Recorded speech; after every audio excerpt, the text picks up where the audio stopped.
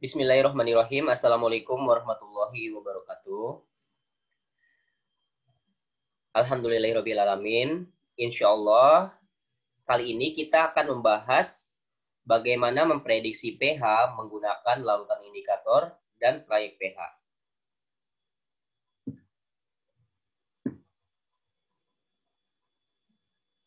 Apakah larutan yang akan kita uji itu bersifat asam atau bersifat basa?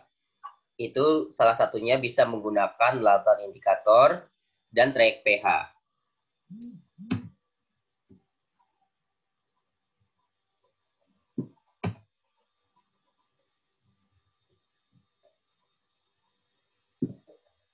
Baik, biar lebih paham kita berlatih dengan beberapa contoh ini. Yang nomor 1, berapakah pH larutan X jika diuji dengan metil violet berwarna biru, jika diuji dengan menggunakan metil orange berwarna kuning, dan ketika kita uji menggunakan timol blue berwarna kuning. Nah, untuk menjawabnya kita buat garis bilangan dengan kita mencantumkan proyek pH-nya.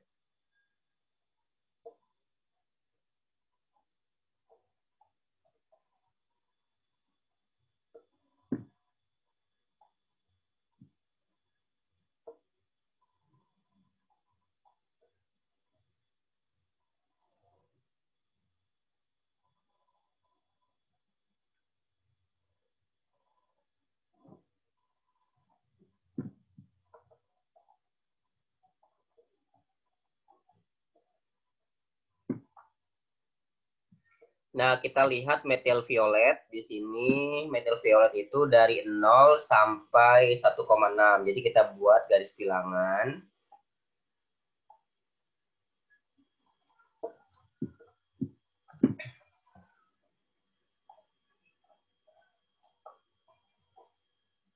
Nah, di sini kita 0, di sini 1,6. Terus menggunakan metil orange, yaitu trayeknya 3,2 sampai 4,4. 3,2 sampai 4,4.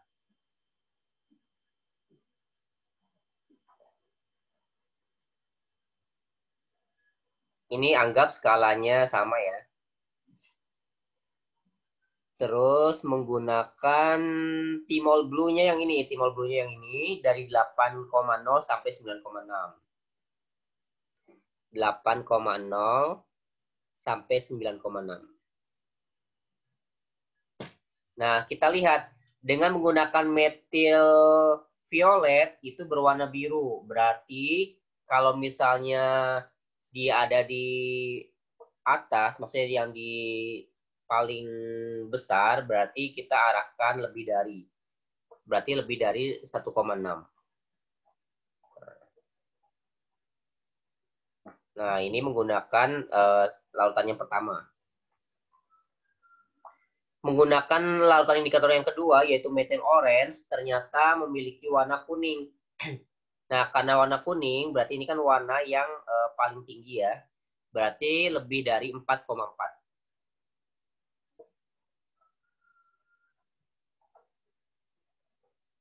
Nah, ini. Nah, sekarang yang nomor larutan yang ketiga, yaitu menggunakan timol blue, di sini memiliki warna kuning. Karena timol blue-nya itu warnanya kuning, berarti kurang dari 8,0. Karena dia ada di batas bawah. Berarti kurang dari 8,0.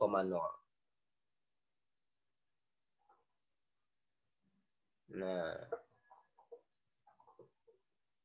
Jadi berapa pH untuk larutan X ini? Jadi cara mudahnya yaitu cari ketiga irisan yang sama. Nah, berarti yang sama adalah yang ini nih. Nah, ini berarti sama kan?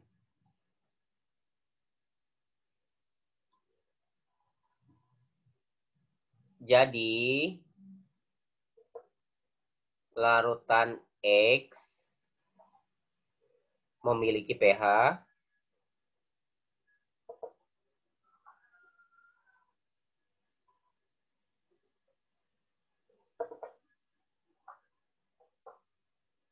Nah, jadi pH-nya itu di antara 4,4 sampai 8,0. Oke, jadi nomor 1 inilah jawabannya. Oke, biar lebih paham kita bahas soal yang kedua. Berapa pH larutan Y jika diuji dengan Pg? Brom crystal green ternyata memiliki warna biru. Nah, kita buat garis bilangannya terlebih dahulu.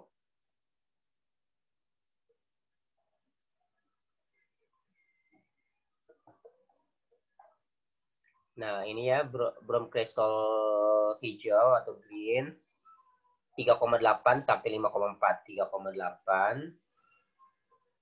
3,8 sampai 5,4. Yang kedua menggunakan PP, yaitu phenolphthalein. Ternyata warnanya pink. Berarti di antara 8,2 sampai 10. Ini kayaknya ya, 8,2 sampai 10. Terus alizarin yellow ternyata warnanya merah. Nah, ini trayeknya itu adalah dari 10 dari 10,01 dari 10,01 sampai 12. Nah, kita lihat dulu brom crystal green ternyata warnanya biru. Berarti ada di batas atas, berarti lebih dari 5,4. Nah, ini menggunakan larutan indikator yang pertama, lebih dari 5,4 pH-nya sementara. Terus menggunakan phenolphthalein berwarna pink. Berarti lebih dari 10. Oke, menggunakan larutan yang kedua. Terus menggunakan larutan yang ketiga, ternyata memiliki warna merah. Berarti lebih dari 12. Oke. Nah, berarti irisan dari ketiga larutan indikator ini adalah yang ini. Berarti yang ini. Tiga-tiganya berarti yang ini. Jadi pH larutan Y. Jadi larutan Y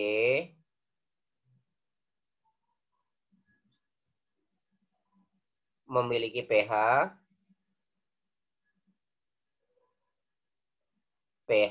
lebih dari 12. Oke, nomor 2. Jadi larutan Y memiliki pH lebih dari 12.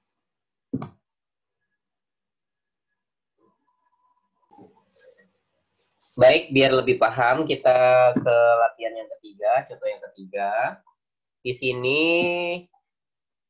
berapa pH larutan Z jika diuji dengan methyl red berwarna kuning, dengan bromthymol blue berwarna hijau, dan dengan PP atau phenolphthalein tidak berwarna. Nah, kita buat garis bilangan yang mengandung trayek-trayek tersebut.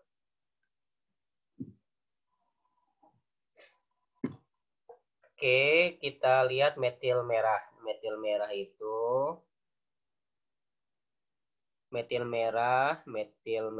itu dari 4,8 sampai 6. 4,8 sampai 6. Terus pakai bromthymol blue. Bromthymol blue itu dari 6 sampai 7,6.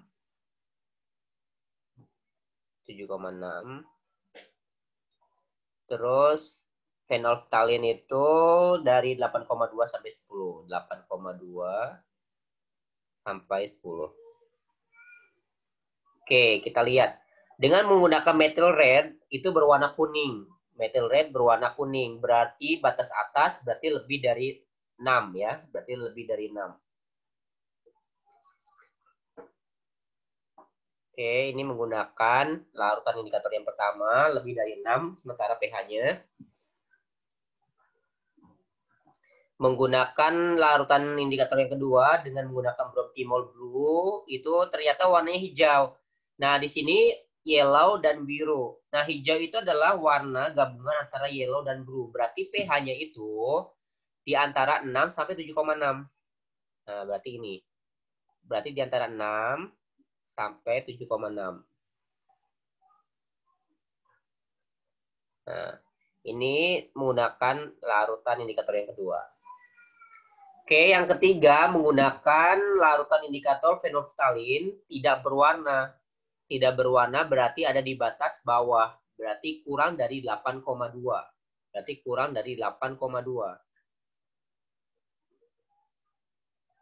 Nah, kurang dari 8,2. Kurang dari 8,2. Nah, di manakah letak irisan dari ketiga larutan indikator ini?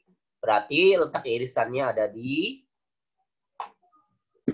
yang tiga-tiganya ada ya. Berarti ada di sini.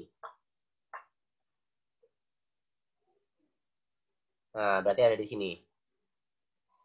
Jadi, larutan Z memiliki pH di antara 6,0 sampai 7,6 atau 6,0 pH 7,6.